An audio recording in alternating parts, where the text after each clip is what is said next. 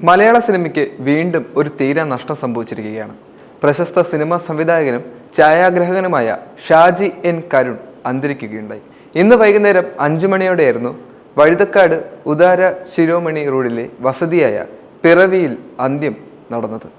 പുരോഗമന കലാ സാഹിത്യ സംഘം സംസ്ഥാന പ്രസിഡന്റും കേരള സംസ്ഥാന ചലച്ചിത്ര വികസന കോർപ്പറേഷൻ ചെയർമാൻ കൂടിയായിരുന്നു അദ്ദേഹം. ഭാര്യയായ അനസൂയ വാര്യരും മക്കളായ അപ്പൂക്കരനും കരുൺ അനിലും അദ്ദേഹത്തിന്റെ വിയോഗത്തിൽ വേദന അറിയിച്ചിട്ടുണ്ട്.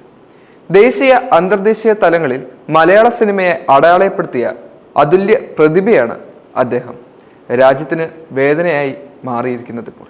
40ഓളം സിനിമകൾക്ക് ഛായാഗ്രഹണം നിർവഹിച്ച അദ്ദേഹം അന്തരിച്ച അതുല്യ കലാകാരൻ ജി അരവിന്ദന്റെ ഛായാഗ്രഹകൻ എന്ന നിലയിൽ മലയാളത്തിലെ നവതരംഗ സിനിമയ്ക്ക് സർഗാത്മകമായ ഊർജം പകർന്നു നൽകിയിട്ടുണ്ട്. പിറവി, സോപാനം, വനപ്രസ്ഥം, നിഷാദ്, കുട്ടിസ്രാങ്ക്, AKG എന്നിങ്ങനെ ഒരുപാട് കലാമൂല്യമുള്ള നല്ല സിനിമകൾ മലയാളത്തിന് അദ്ദേഹം സമ്മാനിക്കുകയും ചെയ്തിട്ടുണ്ട്. അദ്ദേഹത്തിന്റെ കലാവൈഭവം നമുക്ക് ഈ സിനിമകളിലൊക്കെ കാണാൻ സാധിക്കുന്നുണ്ട്. മലയാളത്തിന് തീരാ ദുഃഖമായി തന്നെ അദ്ദേഹം മാറും എന്നുള്ളതും തീർച്ചയാണ്. ആദ്യ ചിത്രമായ പിറവിക്ക് കാൻ ഫിലിം ഫെസ്റ്റിവലിൽ ഗോൾഡൻ ക്യാമറ പ്രത്യേക പരാമർശമടക്കം നിരവധി പുരസ്കാരങ്ങൾ ലഭിച്ചു എന്നുള്ളത് ശ്രദ്ധേയമായ കാര്യമാണ്. രണ്ടാമത്തെ ചിത്രമായ സോം കാൻ ഫിലിം ഫെസ്റ്റിവലിലെ മത്സര വിഭാഗത്തിലേക്ക് തിരഞ്ഞെടുക്കപ്പെട്ട ഏക മലയാള ചലച്ചിത്രം കൂടിയായിരുന്നു. കൊല്ലം ജില്ലയിലെ കണ്ടച്ചിറയിൽ N കരുണാകരന്റെയും ചന്ദ്രമതിയുടെയും മൂത്ത മകനായാണ് അദ്ദേഹം ജനിക്കുന്നത്.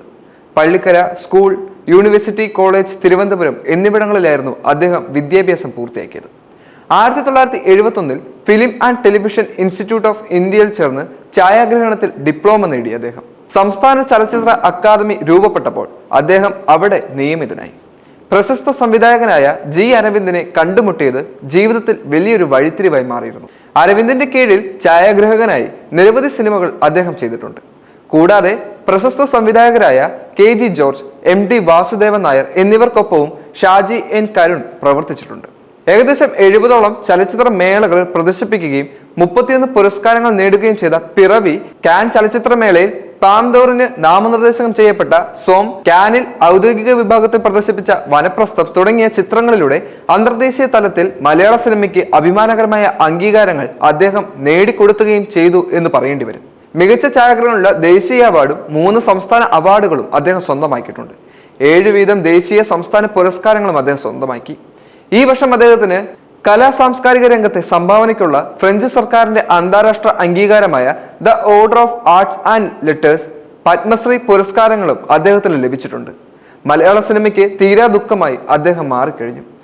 ഇനിയും രചിക്കപ്പെടേണ്ടതായിട്ടുള്ള നിരവധി സിനിമകൾക്ക് ഛായാഗ്രഹണം നിർവഹിക്കാൻ ഇനി ഇതുപോലുള്ള ഒരു കലാകാരൻ ഉണ്ടോ എന്നുള്ളൊരു കാര്യത്തിൽ സംശയം നിലനിൽക്കുകയാണ്. അദ്ദേഹത്തിന്റെ വിയോഗം മലയാള സിനിമയെ തന്നെ വലിയ രീതിയിൽ ബാധിച്ചിട്ടുണ്ട്. വലിയ സങ്കടത്തിലാണ് ഇപ്പോൾ മലയാള സിനിമ. മലയാളികൾ കണ്ടു വളർന്നിട്ടുള്ള വളരെ ദൃശ്യ മികവുകൾ അദ്ദേഹത്തിന്റെ കൈസ്പർശം മൂലം ഉണ്ടായിട്ടുള്ളതാണ്. അതുകൊണ്ട് മലയാളികൾക്ക് തീരാ നഷ്ടമായി അദ്ദേഹം മാറി എന്നുള്ളതും തീർച്ചയാണ്.